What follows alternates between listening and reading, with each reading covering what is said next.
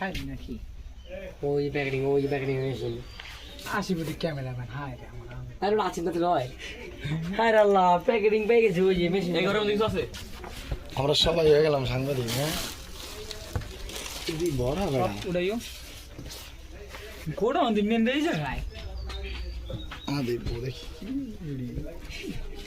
দেখি কি লাগাইছে উস্তাদ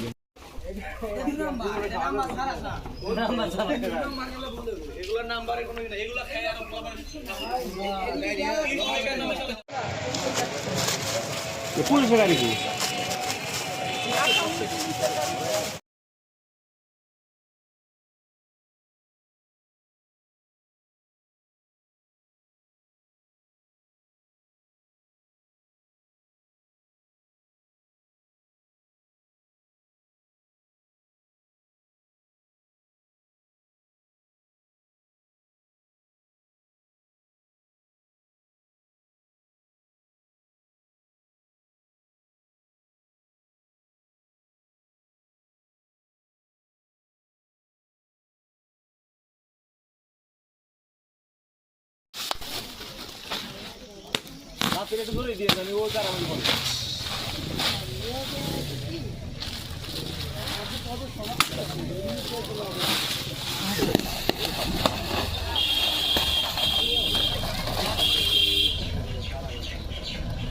আজ আমরা অভিযোগের ভিত্তিতে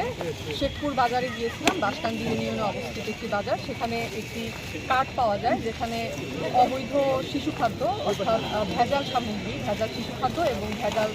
সিগারেট এবং নকল খাদ্য সামগ্রী পাওয়া যায় এবং সেখানে আটককৃত যে ব্যক্তি ছিলেন তার তথ্যের ভিত্তিতে আমরা শেখপুরে আরও একটি জায়গায় অভিযান চালাই এবং সেখানে আমরা বিপুল পরিমাণ শিশু খাদ্য যেমন চিপস, কিছু আইসক্রিম এবং নানান ধরনের মুখরোচক খাবার যেগুলো আসলে বিএসটিআই এর অনুমোদন প্রাপ্ত নয় এবং তারা যেখানে প্যাকেজিংটা করছে আসলে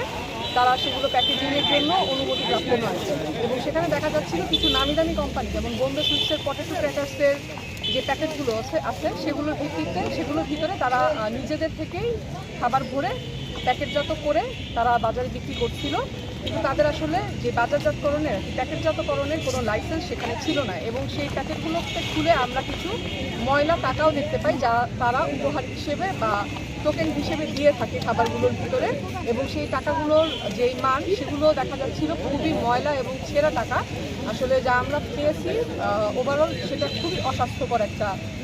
খাবার, তো যার কারণে আমরা সেখানে শেখপুরে কিছু খাবার বিনষ্ট করে আসি এবং সম্পূর্ণ উপজেলাতে যেন এটা একটা মানুষ জানতে পারে যে আমরা এই পদক্ষেপ নিচ্ছি, সেই জন্য আমরা কিছু খাবার নিয়ে এসেছি আজকে পৌরসভার বাস স্ট্যান্ডে। এখন আমরা জনসম্মুখে এগুলো বিনষ্ট করব মানুষের সচেতনতার জন্য এবং এই যে অভিযানটি এগুলো ইনশাল্লাহ চলমান থাকবে।